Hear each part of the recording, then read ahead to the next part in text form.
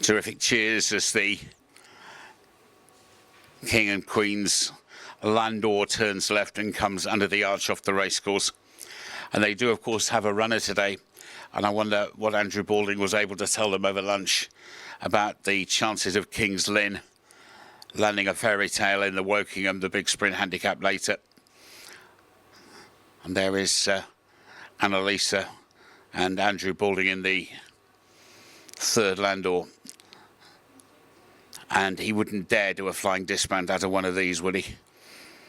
There with his very seldom seen wife, alongside him on the racecourse, Catherine.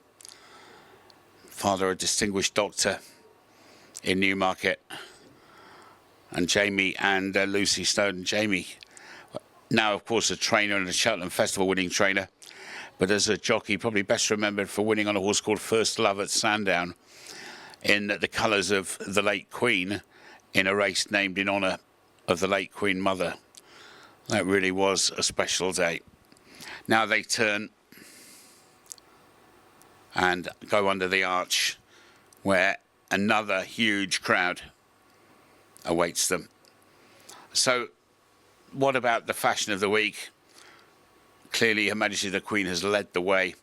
What's your one overriding sort of memory, and apart from perhaps the wonderful red that Catherine, Princess of Wales, wore yesterday, of the whole week, and not only what the royals have been wearing, but what the public have been wearing?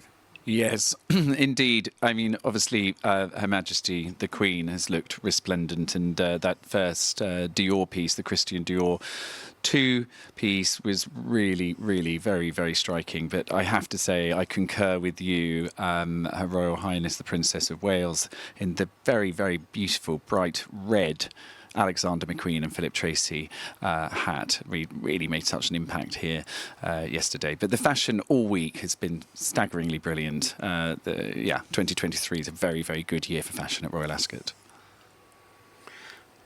The Windsor Greys make their way around. Their week's work's done. It's been a busy week, of course, because this time last week we were just in the aftermath of Trooping the Colour, and I think a few people suddenly realise that this is actually a historic day with Frankie in the fourth carriage, because certainly in my lifetime I can never remember a jockey still holding a licence arriving by Landor to the Royal Meeting.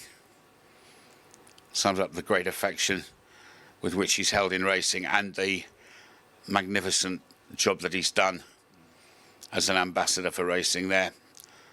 The King with Earl Caledon. And it must be hot in those tunics, to say the least. Fair play to the weather department.